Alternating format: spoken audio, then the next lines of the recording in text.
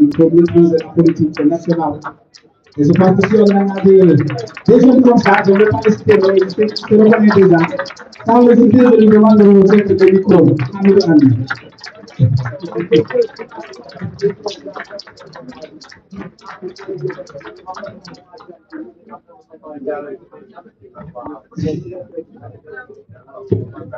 Bonjour tout le monde, mes chers amis, je vais parler en français parce que l'idée de pas solo et puis Sénégal n'est pour nekk ci àdduna wér fi donc li ñuy def nii ñu ngi koy suivre ci àdduna bi yëpp donc dafa am solo aussi ñu wax aussi ba ñi nga xam ne ñu ngi bitim réew di coopérer ak Sénégal di dialoguer ak Sénégal depuis Senghor ak bien avant dégg aussi li ñuy wax xam préoccupation Sénégal fu mu toll.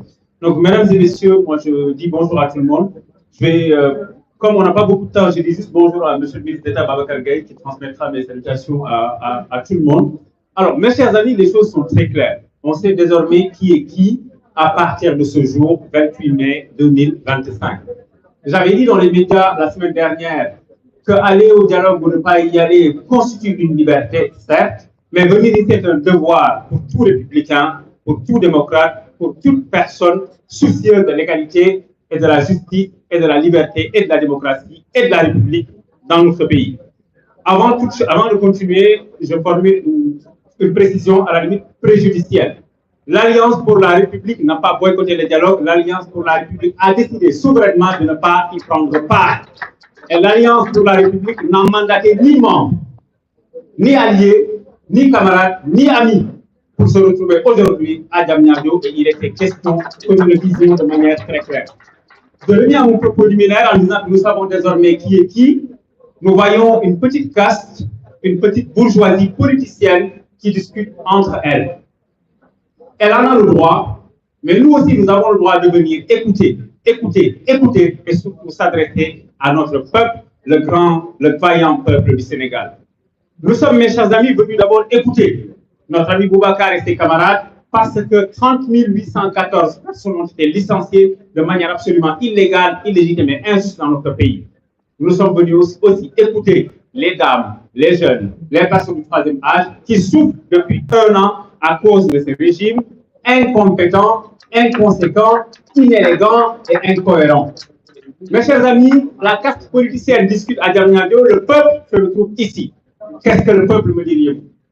Le peuple, c'est celui sur qui le pouvoir s'exerce.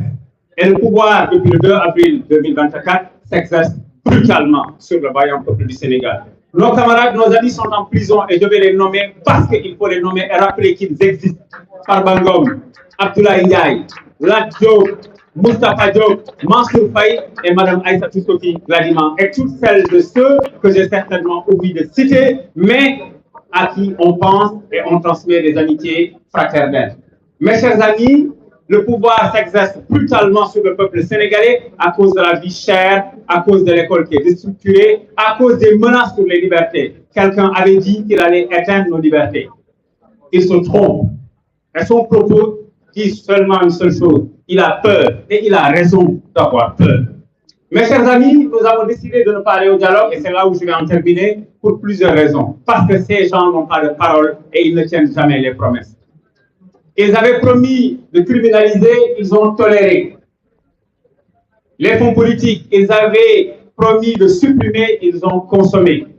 Le Conseil supérieur de la magistrature, ils avaient promis de quitter, ils sont restés. La loi portant amnistie, ils avaient promis d'abroger, ils ont interprété. Ces gens n'ont pas de parole, n'ont pas d'engagement.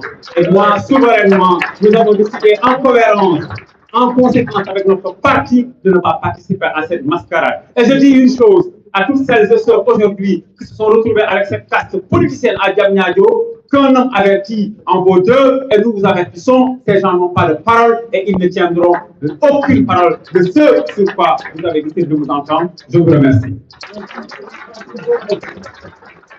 Merci pour cette cohérence et pertinence qui est longue.